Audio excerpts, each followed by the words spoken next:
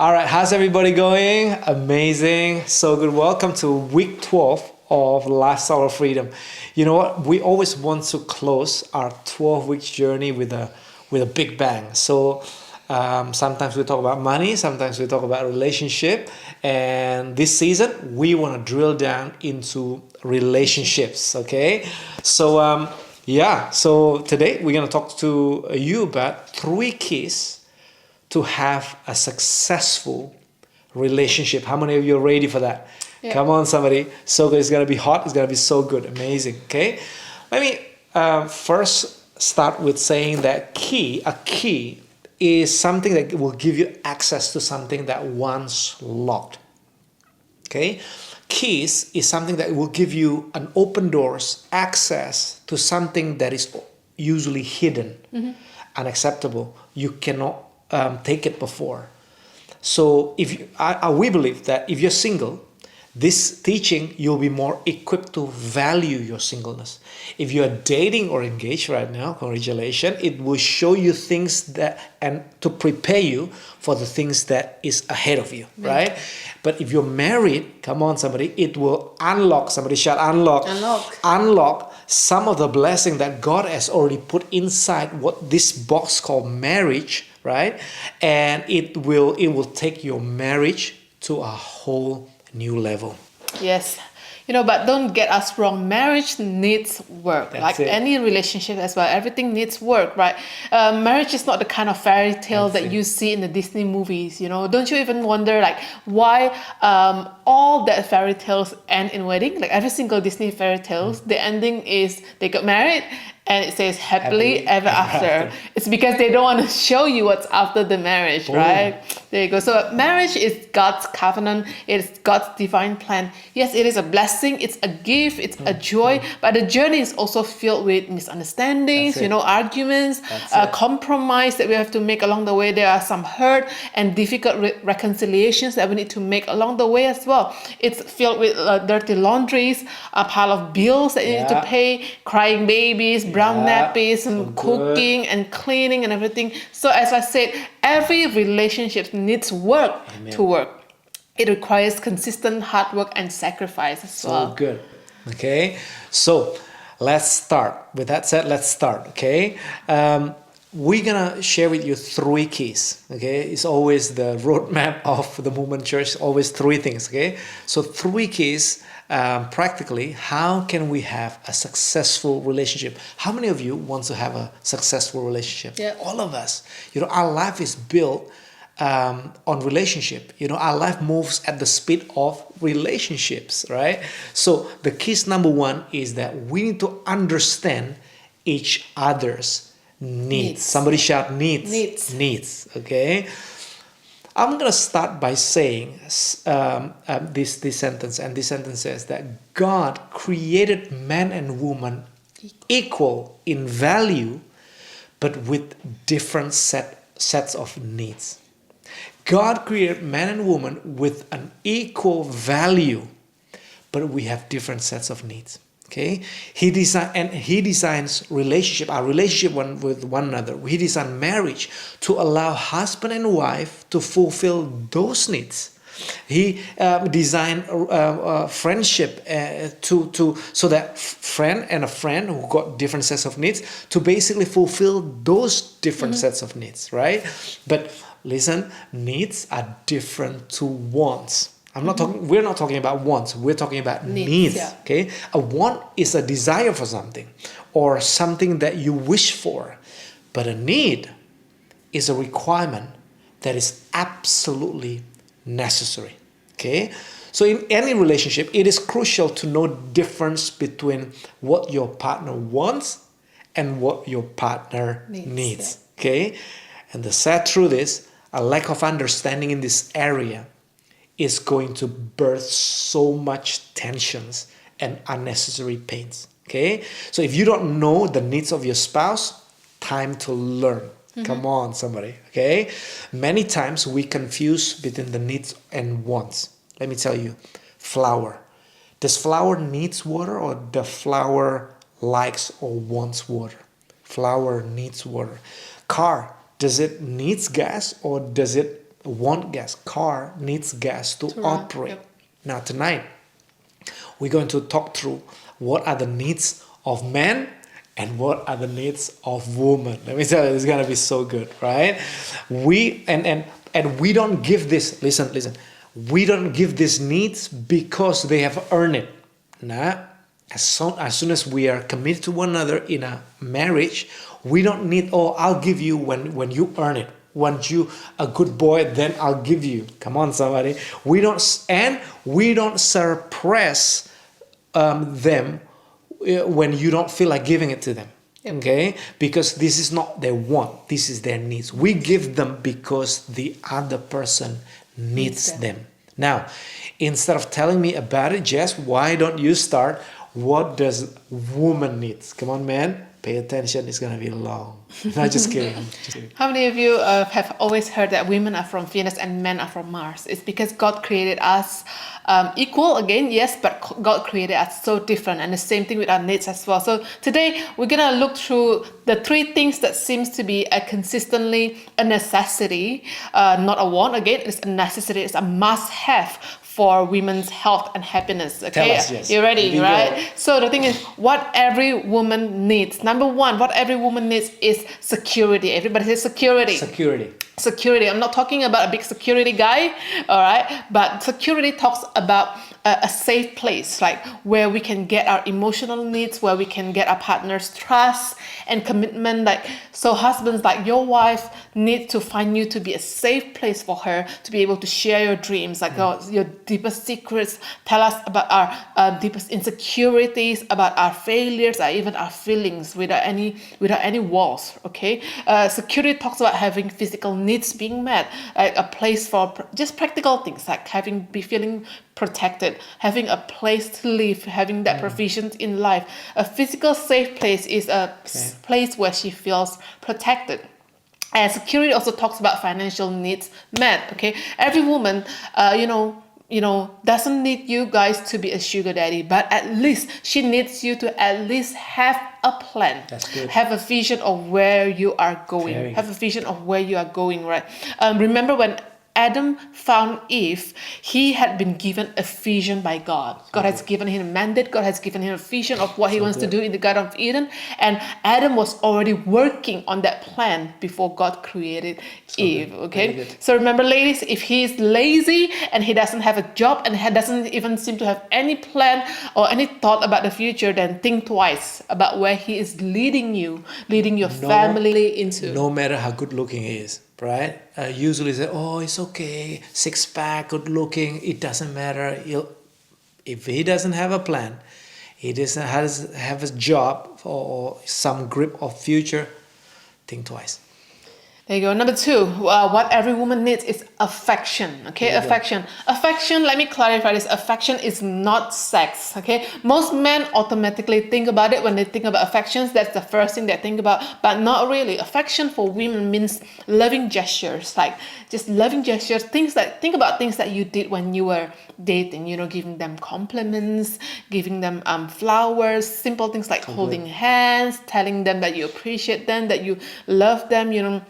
We need this affection as women, but sex can be a result of an affection, but it should not be a motivation. Yes, it can probably be one of the results out of it, but it's not the motivation. So men, your wife or your woman needs not just one's affection. A lot of men says, oh, I'm a man, I don't really know how to do it. It's just not the way I was raised, I'm just a bloke, you know what I mean? But I want to encourage everybody, better than never to learn how. So good.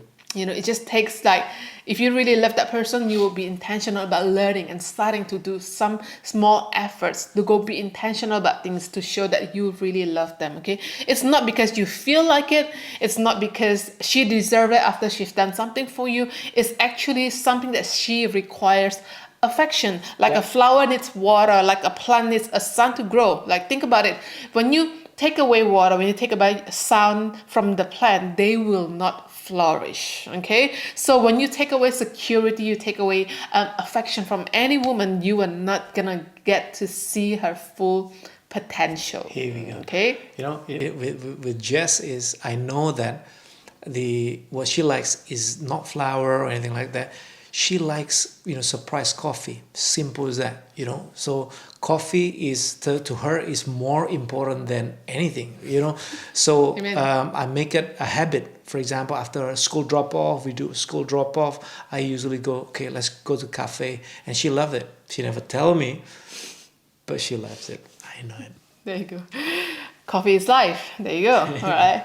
Number 3, what every woman needs is communication. Communication, Women, we have a lot of words. Let's put it this way. We have 3 times as many words as men because at least 3 times, because we connect through words. We connect with everybody through words. Women, the survey says this, that women speak 20,000 words a day when men speak like around 7,000 words a day. So yeah, at least 3 times of that.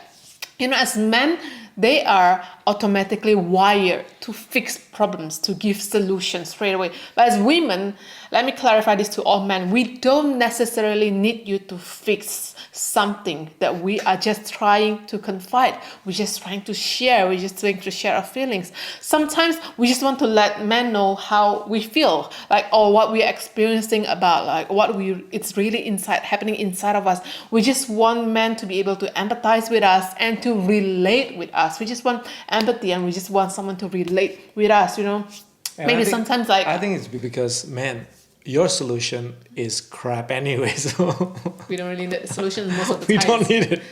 Like for example, when you come home from work and you're really, really upset, like your wife or your partner is really, really upset about what happened at work today, and they say, "Oh my goodness, this girl Ellen was so annoying. She was being a pain at work today. She must be talking about me behind her back. Should I confront her? Maybe she's talking to herself. Should I just confront her? Should I just report her to the boss? Should I just go to supervisor? Should I just go to HR? I don't know really what to do. I just feel uncomfortable. I feel upset. I don't really enjoy going to work anymore." Most of the time, men just want to jump into the conclusion and fix it. That's it. That's what I They do. just want to get it over with. I just want to get it done. I'll give you 3 steps. Step 1, step 2, step 3. Let me tell you, it doesn't go well. It doesn't go well because we don't need that. Men just want to get it done. Yeah. Okay, I listen to you. I give you a solution. Do this, do that, and that's it. Conversation done. But women, we just want to share. We just want people to feel and relate with us. So here are some tips. For example, in this scenario, this is the way where you can empathize with them. You can say, "I'm so sorry, darling, that it happened to you. I felt like that before as well.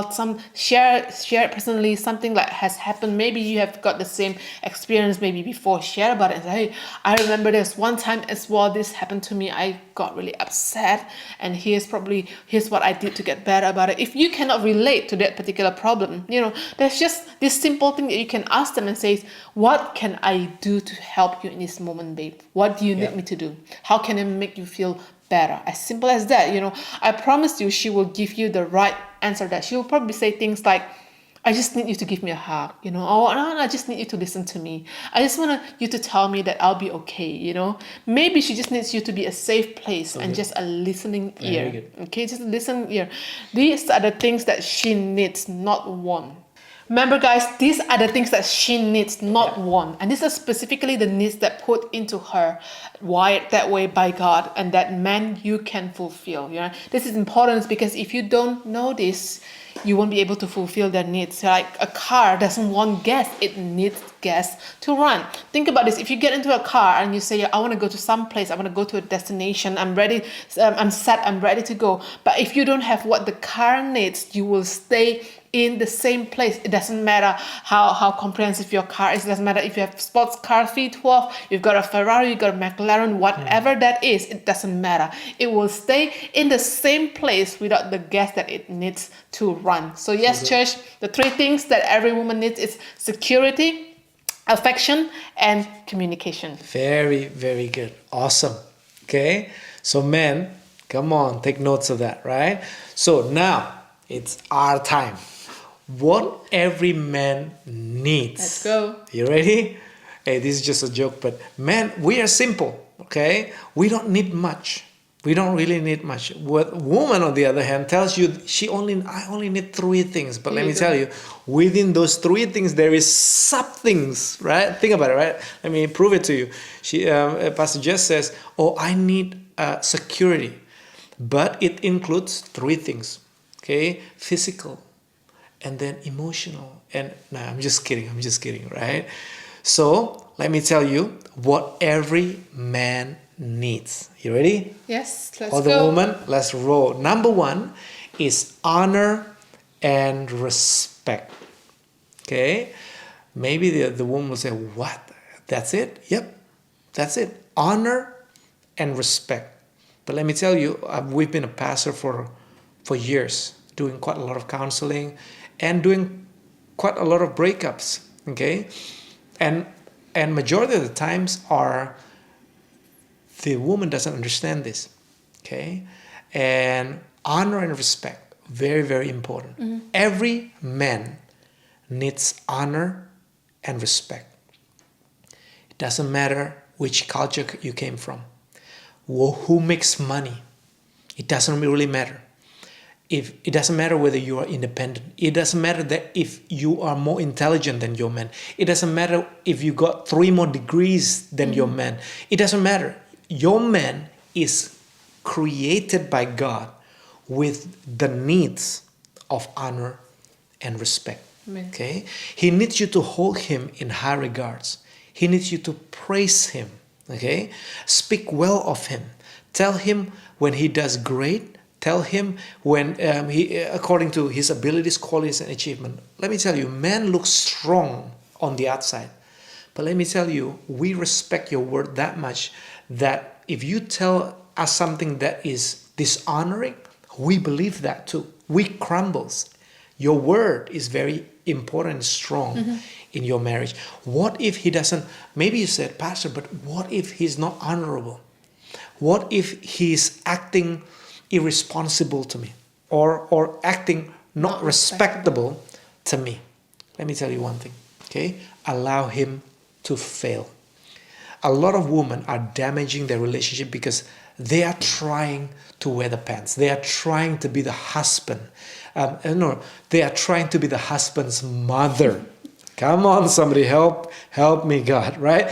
No man wants to marry another mom, or no man wants another mother-in-law, right? We want somebody that can help us achieve our goals, right?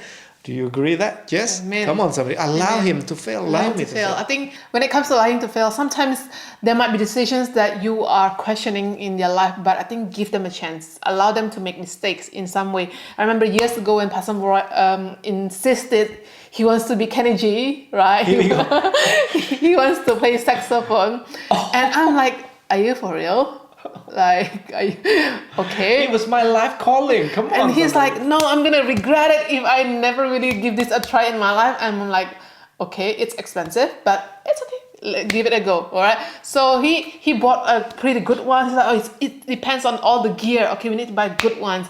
And then I even supported him when he goes to practice. I remember I was waiting for him for every single tuition. It's like 60 minutes, I think. We were waiting inside the car. He's having that practice tuition with a teacher. And then after like how many months, he was like, I'm not improving. I think this is the wrong saxophone. I don't like the alto one. I like the soprano one, the long one, like the Kenny G one. And it's like, this is not for me. Okay. And then he changed again. And then I was practicing with him all the time. But anyway, cut that story short. After 3 or 4 times changing different saxophones, he finally gave up and said, yes, this is not my calling. Okay, I will never be Kenny G. So he saw all that. So I think, ladies, with things like that, allow them to make mistakes. Okay, they will realize it on their own. And again, be smart about choosing our battles. Yeah. If there are things that are not life and death like this, not everything worth going into a World War III. Okay, ladies, just let them go. Let me tell you one thing, okay? We don't know. We can't predict our future. But there's one thing that I can predict. Your man will make a stupid mistakes, stupid ideas like that. But let him, as long as it's not like, affair or something that is not make or break. Come on, man. Let him have fun, right? So let me tell you, another one is, first is allow him to fail. Second one is let God be your enforcer. Okay, trust God. If your husband has done something wrong and make mistake in your view, talk him and discuss it with him. But don't feel that it's your role to teach him, okay, or correct him. Man, let me tell you, it won't go well with any relationship, and you become nagging like, and you think you can change your husband with that. You better give up. Let me tell you, that means you don't know your man. Your man will never change with your nagging, okay? Trust the Holy Spirit to convict and leads them. You can guide them. Let me tell you, He is the head, but you're the neck. You can just go a little bit here. He will listen to you, okay? Let God speak to him personally. Now, to all single or dating ladies, this is why it's important that you are with somebody that has got a relationship with God, right? So your relationship has God in the center. You don't want to fight the battles that God can win it for you. That God can speak to them. Yeah. God can speak to us. Yeah, I know that husbands sometimes look stupid, but come on, we're not that stupid. Let God speak to us, okay? And to all the married women, pray for your husband. The Bible says in Proverbs 21 verse 1 says that the king's heart is in the hands of the Lord. Like the rivers of water, he turns it to wherever he wishes. Listen to this. It's God's is the river. It's not your nagging, right? He can do the same to the king of your home, which is your husband. So also one of the tips that Pastor Jess is very strong, honor the man that you want him to be. Okay? Not the man that he is right now, but honor him. Pastor Jess always says, man, you're preaching so good.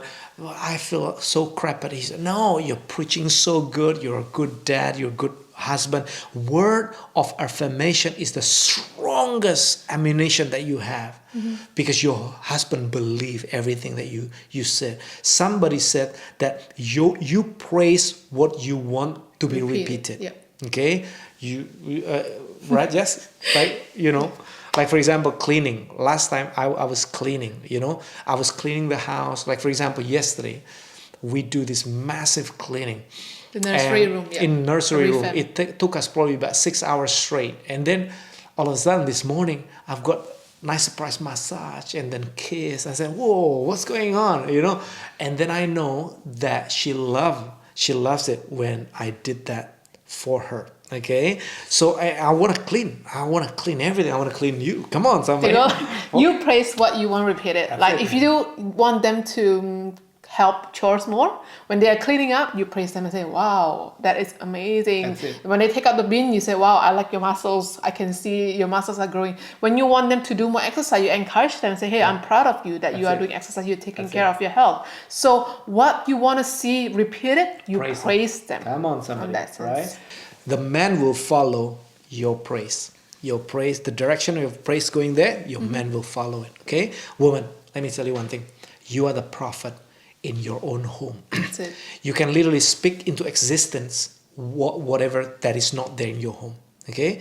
And your men will rise to the occasion because they believe what you say. Yeah, they value what you say. I think you can do this, babe. And then all of a sudden you say, yeah, I think I can do that, right? I did it because I had somebody. I'm where I'm today because I've got my mother and I've got my wife that really speak and prophesy into my life. Okay, so the first one is basically honor and respect. The second one is support. Everybody shout support. Support. Okay, there is a saying that a man is the head, but woman, you're the neck that supports him. You cannot do anything without a neck. Genesis 2 verse 18 says, it's not good for a man to be alone. Okay, man can never be alone. I will make a helper, come on, who is just right for him. God described a woman's role as a helper. My question is, are you helping him? Okay, are you helping him? Are you supporting your husband emotionally and domestically with the vision that God has put in his life? Come on, somebody. You know, Supporting him doesn't really mean that you are doing exactly the same thing as That's he's it. doing. Doesn't mean that we have to do the same thing together. But think about this. Supporting means that I'm supporting him in whatever way I can. Okay, if he has a vision and say, babe, we want to go somewhere here, and then I'm gonna support in this part that I can do, this part that I'm good at, that I'm strong at. I'm gonna support in whatever way I can, so that we can go together to the same direction, to the same vision. Because it's a sense of he knows that I have his back, and the same way that he has my back. That we are in this together. powerful. And let me tell you, it's very hard for any man to lead if knowing that he doesn't have support from the wife. Okay, so your support is very powerful. Please don't misunderstand that. Being a support role is not a secondary role. It's a necessary role. Okay, it's not a weak role. It takes a tremendous amount of strength and courage to be a support role. To support is to bear all or some of the weight to hold you up. Okay, here are some of the ways, example, that you can support your husband. Your presence. Sometimes just physically being there is very important. There was one time that we're going through a hard time. She doesn't have the solution, but she's just next to me when I was crying. That is support for me. Encouragement. Your text, your word saying, I love you. You can do this. You know, wisdom. Jess is a really, really woman of wisdom. Every time we are in the crossroad, I said, what should we do? And then she heard from God. I said, don't go there. This man is up to no good. Don't go there. That is your role. Praying, you know, your prayer. God knows him more than you do. Okay, there are certain things that you will not be able to help him with, but God can. Okay, so the first one is honor and respect. The second one is your support.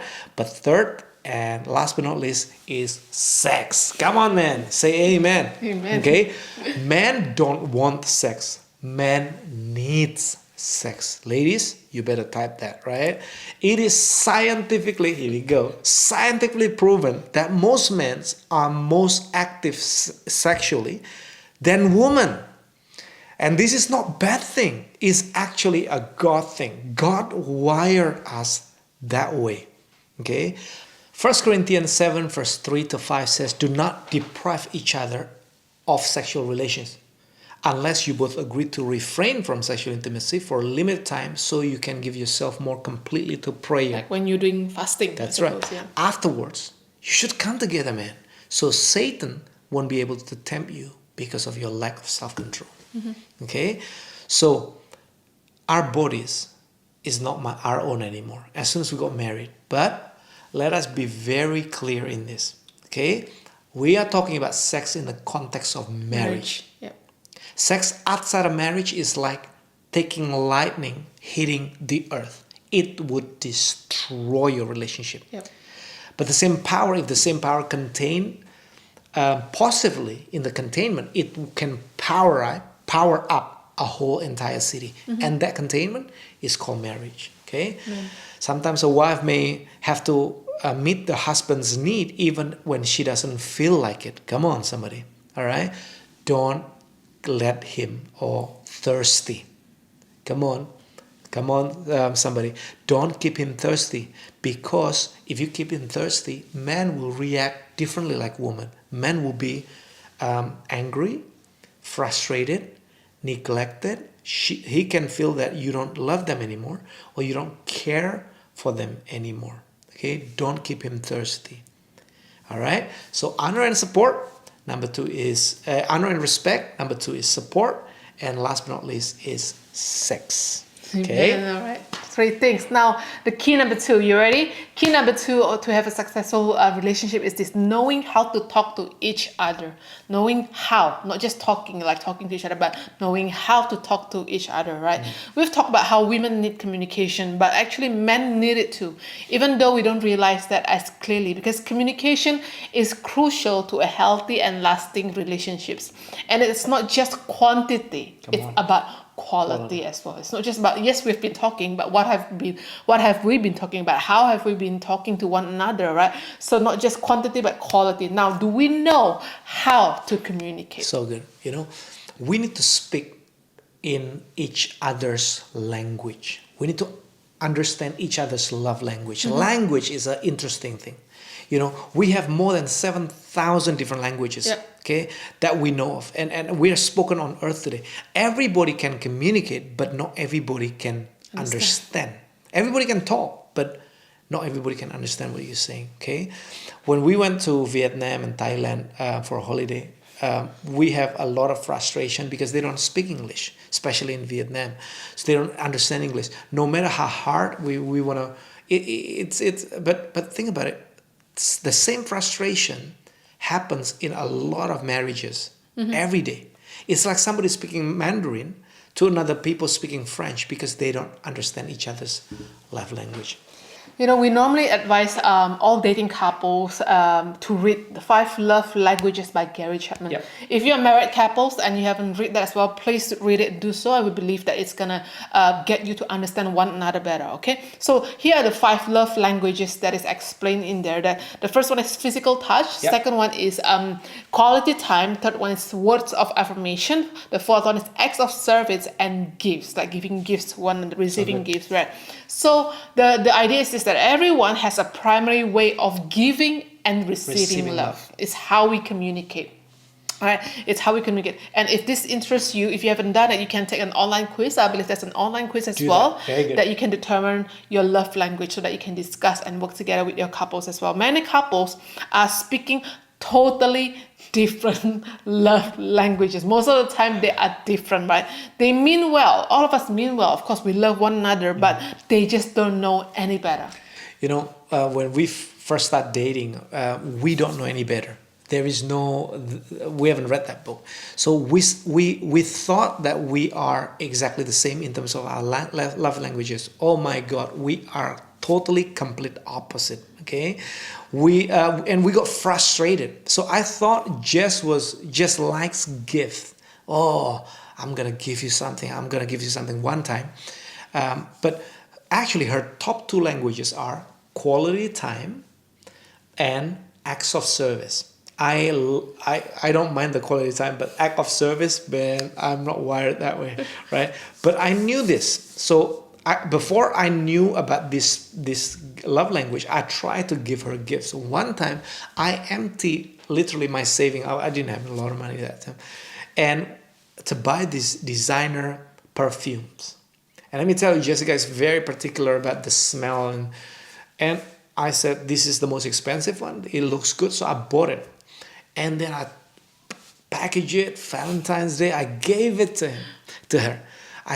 And then let me tell you, when I opened up and things like that, I said, thank you.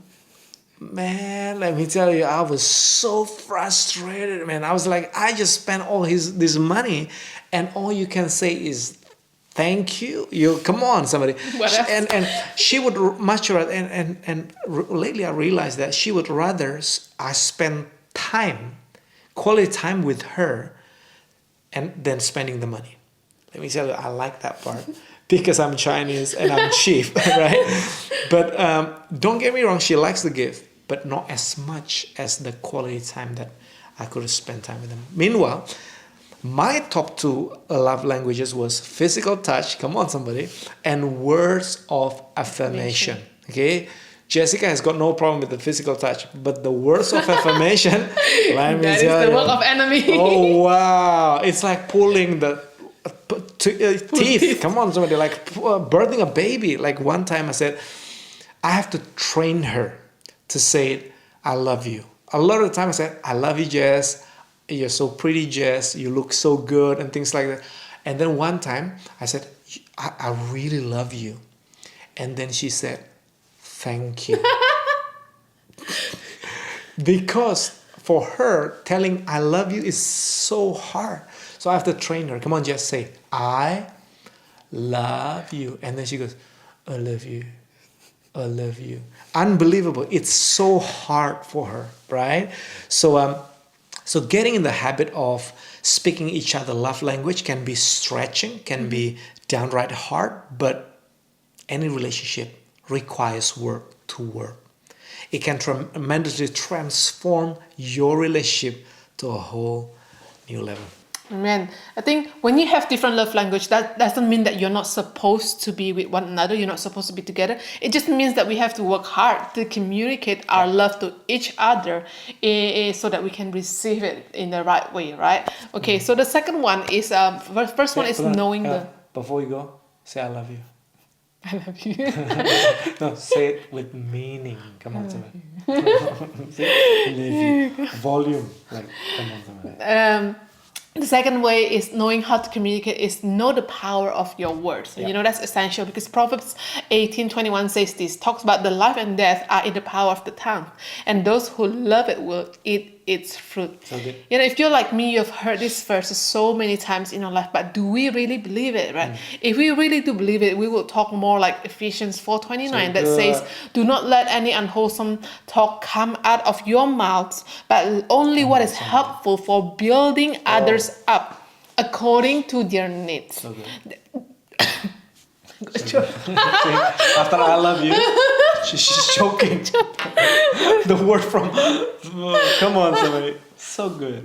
Ephesians 4:29.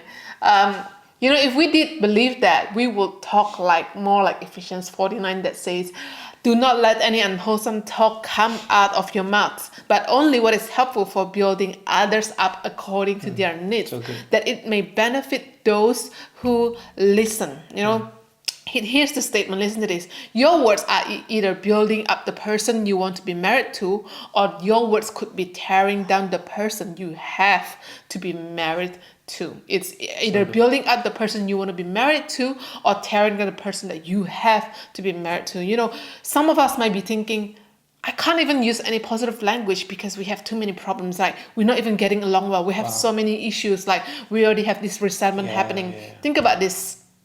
That's where intentionality comes in.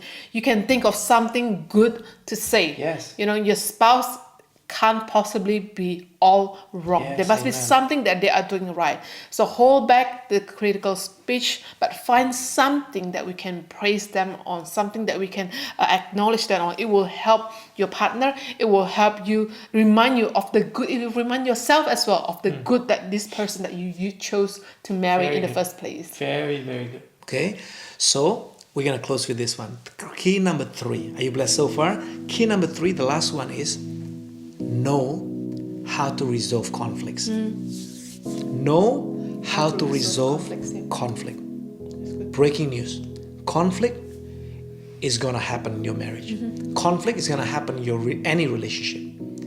But knowing how to resolve them, come on somebody, that would make or break any relationship. Yeah. Okay, it can even be a good thing when you have differences or conflict if it's perfectly worked on. Come on, somebody. But the main point is we can have conflict, but don't stay in conflict. Yeah. Okay, you want to disagree in the way that strengthens your unity without leaving scars. That's it. With one another. In fact, through our 15 years marriage and 19 years of knowing and dating one another, we actually grew stronger and closer every time we have differences, every time we have conflict. Because I love it.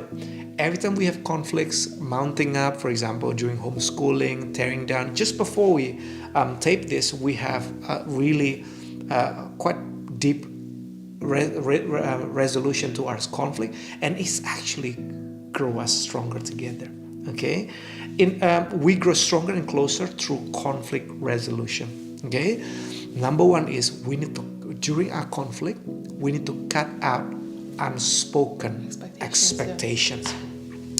When you don't speak your expectation in the beginning, you're setting your relationship for failure. Okay, maybe you feel like your husband or your wife already knew, but let me tell you, they can't read your mind.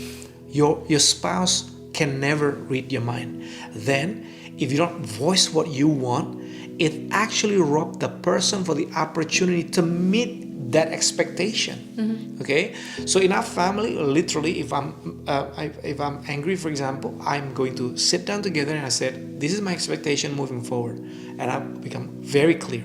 I want less nagging. I want more joyful thought. I want more peaceful, harmonious relationship. And then I begin, okay, this is your chance to speak about your relationship. How can I do better as a person? Okay? Remember, men and women are wired totally different. Never assume. Don't assume we can read one another's mind. Don't set this unrealistic expectation on us. Please, woman, we can't read your mind. Men are not as smart. No, we are not. We can't read minds. We don't have a crystal ball. Okay, so speak your mind clearly.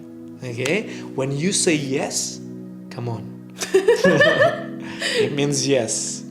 If you say no, it means no. Don't go like When yes. you say yes, it means no. No Means yes. Like it confuses us, right? You can also use conflict to cut out all this unspoken expectation. So good. And number 2 is the second tip is useful is pay attention to your choice of words and your tone when you actually resolve conflicts during that time. Another way to help resolve conflict is to keep our word choice beneficial and to leave out the fluff.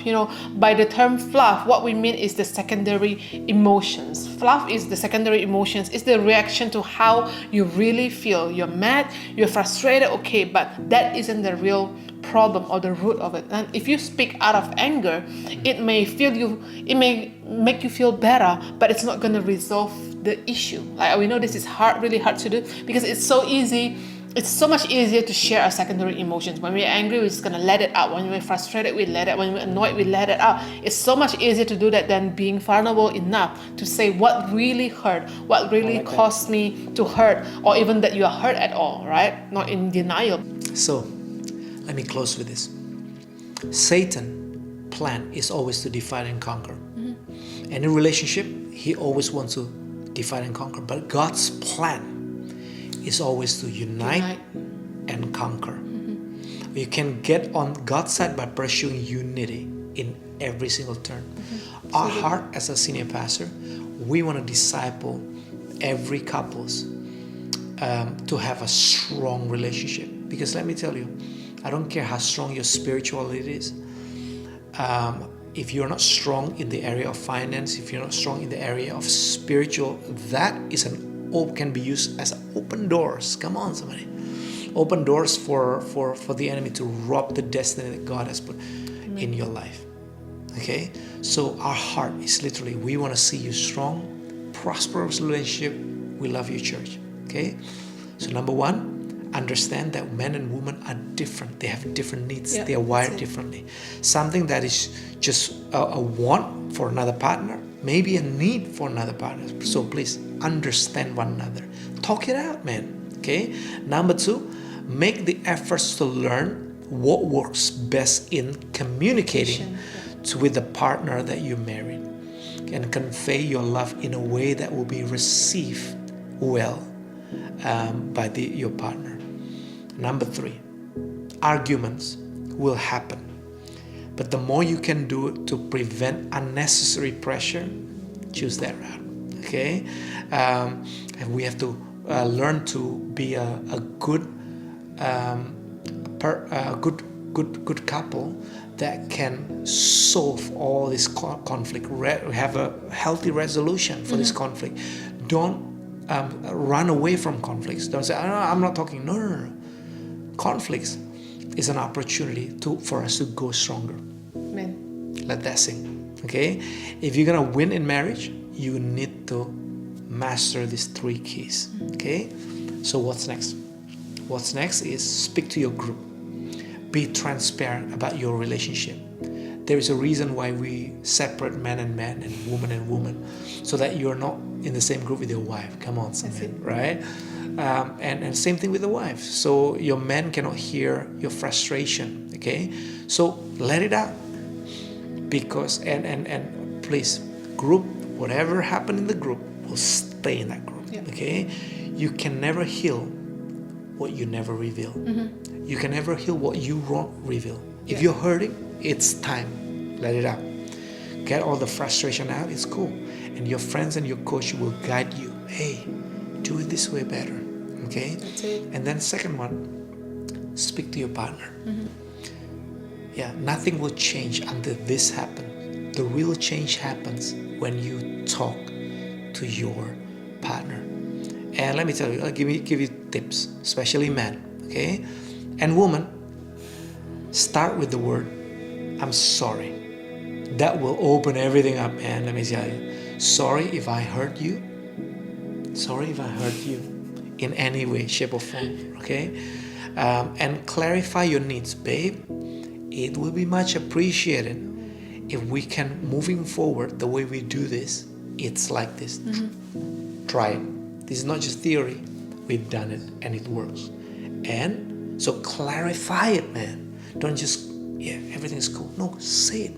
It'll be much appreciated. And close it with this. Babe, how can I be a better man for you? Oh man, let me tell you. If you are married, close it with some action. That's outside the script. Come on, somebody.